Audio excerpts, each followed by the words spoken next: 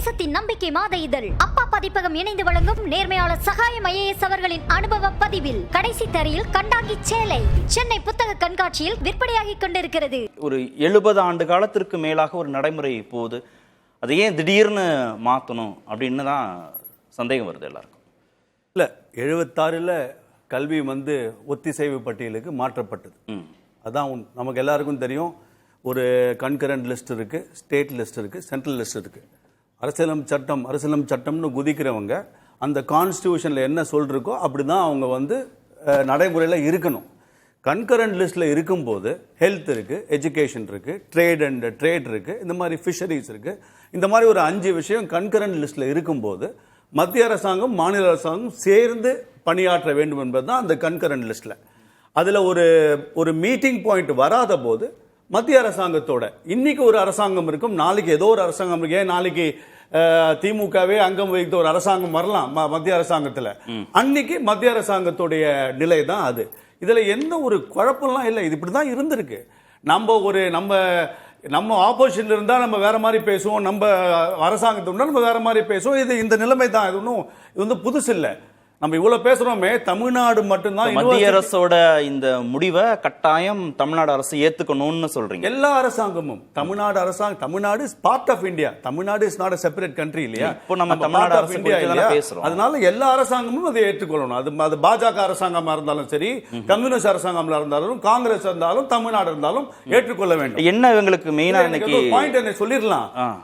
தமிழ்நாடுன்றோமே, தமிழ்நாடு இன்னொரு வரலாறை நம்ம சொல்லணும்ல. அதிகமான வைஸ் சான்சலர் கரப்ஷன் கேஸ்ல மாட்டினது இந்தியால பெருமை தமிழ்நாடு சேர்ந்தது தான். அதை நம்ம மறக்கிறோம். ஊழலுடைய வைஸ் சான்சலர் துணைவேந்தர்கள் இருந்த அதிகமான மாநிலம் யாருன்னு பார்த்தா தமிழ்நாடு. அதுக்கு நம்ம இவ்வளவு பதில் சொல்றோம். இதுக்கெல்லாம் என்ன ஆதாரம் இருக்கு? எங்க 2 கன்விக்டட் கேஸ் அண்ணா யூனிவர்சிட்டியிலே 2 பேர், திரு ராஜாராம் அண்ட் இன்னொருத்தர் அம்பேத்கர் யூனிவர்சிட்டியில இருந்து வந்தாரு. இந்தியாவிலேயே அதிகமானன்னு சொன்னதுக்கு ஏதாவது புள்ளி வரும்? நீங்க செக் பண்ணிக்கலாம். நான் இதா சொல்லல, நீங்க செக் பண்ணிக்கலாம். எனக்கு என்னன்னா, இல்ல முதல்வரோட உரையில என்ன அவங்களுக்கு சந்தேகம் வருது? தவறாக சொன்னீங்க, நீங்களும் சொன்னீங்க, இவரும் சொன்னாங்க. வெஸ்ட் பெங்கால் கேஸ்ல சுப்ரீம் கோர்ட் ரொம்ப கிளியரா சொல்லியிருக்கு. The state government after getting Raj Bhavan's not for 6, அதுல clear the appointment of the remaining are still the Supreme Court Lalith Committee rolled out clearly said the governor consent is a must. இல்ல நான் தப்பா சொல்லல. நீங்க இல்ல ஒரு நிமிஷம் ரெண்டு விஷயம் சொல்லிடுறேன். கேரளால இல்ல இது கம்ப்ளீட் பண்ணிடுறேங்க.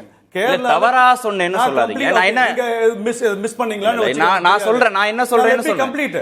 அந்த கேரளால பினராயி விஜயனோட பர்சனல் செக்ரட்டரியோட வைஃப் அப்பாயிண்ட் சித்தா கேரளா விடுங்க சார். ஏன் விடணும்? இல்ல நீங்க மேற்கு வங்கத்துக்கு சொன்னீங்க இல்லையா? இருங்க, நான் சொல்றேன். எந்த வழக்கு இது நான் சொல்றேன். இருங்க, வர கம்ப்ளீட் பண்றேன். கிளாரிஃபை தான பண்ண போறோம். சித்தா யுனிவர்சிட்டில பினராயி விஜயனோட பர்சனல் செக்ரட்டரின்ற ஒரே குவாலிஃபிகேஷன், வேற எந்த குவாலிஃபிகேஷன் மேற்கு வங்கத்துல கம்ப்ளீட்ங்க.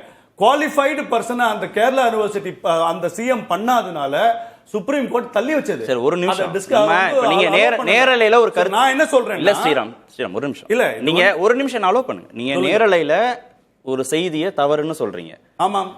மேற்கு வங்கத்துல ஆளுநருடைய துணைவேந்தர் நியமனத்தை சுப்ரீம் கோர்ட் கிராஷ் பண்ணுச்சா இல்லையா? இல்லையே. 24 இன்டரிம் 28 இன்டரிம் வைஸ் சான்சலர்ஸையும் ஹை கோர்ட் ரிலீஸ் பண்ணிச்சு. சுப்ரீம் கோர்ட்டும் அதை அக்செப்ட் பண்ணுச்சு. கவர்னரோட கன்சென்ட் வேணும்னு சொல்லிருக்கு.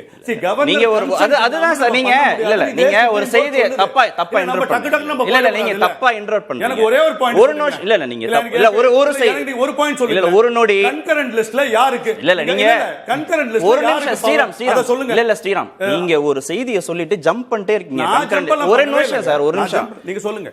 சுப்ரீம் கோர்ட்டு மேற்கு வங்கத்தில் ஆளுநர் போட்ட அத்தனை துணைவேந்தர் நியமனத்தையும் கிராஷ் பண்ணி என்ன டைரக்ஷன்ஸ் கொடுத்துச்சுன்னா, நீங்க ஆளுநருடைய கன்சர்னையும் கேட்கணும். கேட்டுட்டு புதுசா நீங்க மாநில அரசு கொடுக்கக்கூடிய தேடுதல் பட்டியலில் ஒரு நபர்களை தேர்ந்தெடுத்து நீங்க அனுப்புங்க. அந்த தேடுதல் குழு அனுப்புற குழுல இருந்து ஆளுநர் தேர்ந்தெடுக்கலாம்னு தான் உத்தரவு போட்டிருக்கு. இன்னைக்கு வரைக்கும் அதுதான் இருக்கு. நீங்க போய் தேடி பாருங்க, யார் வேணாலும் தேடி பார்க்கலாம். அன்பர் சொன்னது இல்ல நீங்க இப்ப என்ன ஒரு நிமிஷம் நீங்க இல்ல அவர் சொல்றதை விட்டுருங்க. நான் சொல்றேன் அப்படிலாம் இல்ல சார், நீங்க அவர் ஒரு நிமிஷம் நீங்க ஒரு நொடி என்ன அலோ பண்ணுங்க. நீங்க இங்க இருக்கக்கூடிய அரசியல்வாதிகள் என்ன சொல்றீங்க, உங்களுக்குள்ள நீங்க என்ன வேணா பேசிக்கங்க. நான் ஒரு விவாதத்துக்கு வருகிற போது ஒரு தகவலை ஊர்ஜிதப்படுத்தாம வரமாட்டேன். நீங்க தவறுன்னு சொல்ற செய்தியை நான் சொல்லும்போது இந்த கவர்னர் கன்சர்ன் இல்ல என்று சார், நீங்க அது வேற நீங்க ஏன் போட்டு குழப்பறீங்க சார்? பாத்துட்டு இருக்கிற எல்லாருக்கும் தெரியும். கன்கரண்ட் லிஸ்ட்ல சார் ஒரு நிமிஷம் நான் என்ன சொன்னேன், ஒரு நிமிஷம் அதுக்கு நீங்க விளக்கம் இல்ல நான் என்ன சொன்னேன், ஒத்திசைவு பட்டியல்ல யாருக்கான அதிகாரம்னு சொல்லுங்களேன் சார். நான் இவ்வளவு தெளிவா சொன்ன பிறகு நீங்க அத ஒரு நிமிஷம் சார், ஒரு நிமிஷம் சார். மேற்கு வங்கத்துல 22 துணைவேந்தர்களை ஆளுநர் தன்னிச்சையாக நியமிக்கிறார், தற்காலிக துணைவேந்தர்களை. உச்சநீதிமன்றம் கிராஷ் பண்ணுது, இந்த நியமனங்கள் செல்லாதுன்னு சொல்லுது. நீங்க கவர்னர் கன்சர்னை எடுத்துக்கங்க, எடுத்துக்கிட்டு மாநில அரசு போடக்கூடிய தேடுதல் குழு அடிப்படையில் அவங்க கொடுக்கிற மெம்பரை தான் ஆளுநர் தேர்ந்தெடுக்கணும்னு உத்தரவு போட்டுச்சு. இதுதான் இன்றைக்கு வரைக்கும் செய்தி. இதுல நீங்க என்ன தவறு கண்டுபிடிச்சீங்கிறது எனக்கு தெரியல. நீங்க வாங்க அதுக்கப்புறம். இதுல 2 விஷயம் இருக்குங்க. நீங்க quality of rules and regulations UGC பண்ணுது. யூஜிசி பண்றது as a supreme body. Concurrent list இருக்கிறது, கன்கரண்ட் லிஸ்ட்ல இருக்கிறோட 2 பேரும் சேர்ந்து உட்கார்ந்து பயணிக்கணும். அது கரெக்ட். அப்படி அதுதான் இம்பார்ட்டன்ட் விஷயம். நான் என்னன்னு சொல்றேன் சார், அப்ப அந்த யூஜிசி சொன்னா நான் சொல்றேன் சார், ஒரு நிமிஷம். நாங்க தனியா தான் இருப்போம்னா என்ன அர்த்தம் சார்? நான் ஒரு நிமிஷம். அது நீங்க தனியா இல்ல, நான் சொல்றேன் எதுக்காக நீங்க செயல்படுறீங்க? மாநில அரசு அரசியலுக்காக செயல்படுகிறது. இல்ல சார், 3 நபர்கள் இருக்கணும் சார். 3 நபர்கள் யாரா இருக்கலாம்னா, பல்கலைக்கழக சிண்டிகேட் ஒருத்தர் முன்மொழிவாங்க, பல்கலைக்கழகத்தோட அகாடமிக் கவுன்சில் ஒருத்தருங்க முன்மொழிவாங்க, ஆளுநர் முன்மொழியக்கூடிய ஒருத்தர். இது ஒரு பல்கலைக்கழகத்தோட விதி.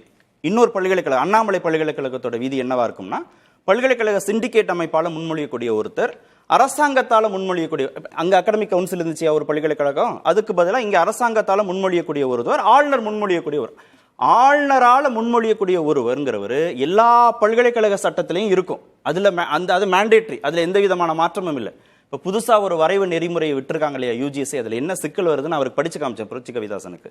ஆளுநரால் முன்மொழியக்கூடிய ஒருவர், யூஜிசியுடைய தலைவர் முன்மொழியக்கூடிய ஒருவர், அப்புறம் பல்கலைக்கழக சிண்டிகேட் முன்மொழியக்கூடிய ஒருவர்னு வரும்போது மெஜாரிட்டி 2ன்றது ஆளுநரும் யூஜிசியோட சேர்மனும் சேர்த்து 2ங்கிறது மத்திய அரசுடைய கண்ட்ரோல்ல போயிடுது.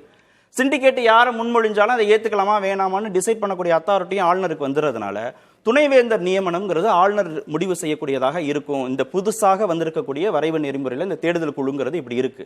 இந்த 2:1 தான் சார் இப்ப அரசுக்கு பிரச்சனை. எங்க பிரதிநிதித்துவம் இல்லைன்றாங்க. இதை என்ன கிளாரிஃபை பண்றீங்க? அதாவது நீங்க அதாவது உங்க பிரதிநிதித்துவம் நீங்க, அதுதான் நான் திருப்பியும் சொல்றேன். கடந்த காலத்தோட செயல்பாடுகள் என்ன, யாரெல்லாம் வைஸ் சான்சலர் இருந்தாங்க, அவர்களால என்ன அதை வேல்யூ ஆட் பண்ண முடிஞ்சதுன்னு நீங்க சொல்லுங்க. உங்களுக்கு உங்களோட எங்க இப்ப பிரைவேட் ஸ்கூலோட பார்ட்டிசிபேஷனையும் அவங்களுடைய மக்களுடைய ஆதரவு அவங்களுடைய ஆசையினாலையும் வருதுங்க. என்னமோ மாநில அரசாங்கம் பெருசா ஒன்றும் பண்ணிடல எஜுகேஷனுக்கு.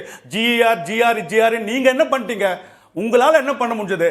தனியார் பள்ளிகள், தனியார் பெற்றோர்கள் அவர்களுடைய பிள்ளைகளின் எதிர்காலத்துக்காக பண்றத ஸ்டிக்கர் ஓட்டுற வேலையில பெஸ்ட் கவர்மெண்ட்னா இந்தியாவிலே தமிழ்நாடு கவர்மெண்ட். அதுல மாற்று கருத்து இல்ல.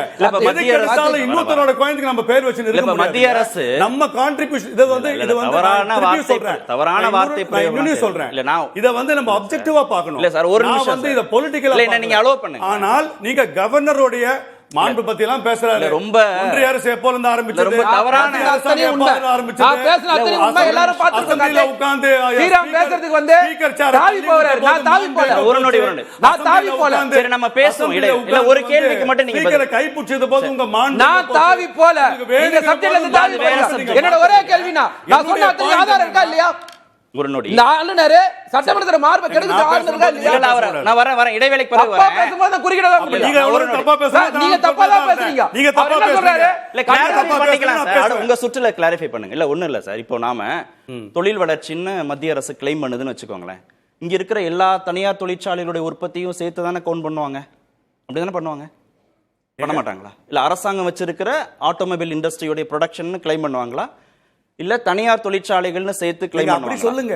ஒரு சுகாதார நீங்க வேணா அப்படி வேணா சொல்லுங்க. அப்படிதானே சொல்லுவாங்க. எல்லா அரசாங்கங்களோட சேர்ந்து நாங்க இப்படி பண்றோம் சொல்லுங்க. அப்படிதானே சொல்லுவாங்க. நாங்க மட்டும் நாங்க பண்ணிட்டோம் நாங்கன்னா அரசு தானே சார். உங்களுடைய தனியாரை கவர்மெண்ட் ஸ்கூலோட தனி ரெக்கார்ட்ஸ் பத்தி பேசுங்க. என்னைக்குமே கவர்மெண்ட் ஸ்கூலோட பெர்ஃபார்மன்ஸையோ ஸ்கூல் இன்ஃப்ராஸ்ட்ரக்சரையோ இன்னைக்கு ஸ்கூலுக்கு பெயிண்ட் அடி கூட நாங்கன்னு ஒரு அரசாங்கம் தனியா போடுங்க. அவங்களுடைய நாங்கன்னு எல்லாத்தையும் நீங்க தனித்தனியா பாருங்க. அரசாங்கம் இங்க நாங்கன்னு கிளைம் பண்றது அவங்களே உள்ளடக்கியது. தமிழ்நாட்டுல இருக்கிறதுக்கு தனியார் பள்ளிகள் தான். தேசத்தின் நம்பிக்கை மாத இதழ் அப்பா பதிப்பகம் இணைந்து வழங்கும் நேர்மையாளர் சகாயம் IAS அவர்களின் அனுபவ பதிவில் கடைசி தரையில் கண்டாங்கி சேலை சென்னை புத்தக கண்காட்சியில் விற்பனையாகிக் கொண்டிருக்கிறது.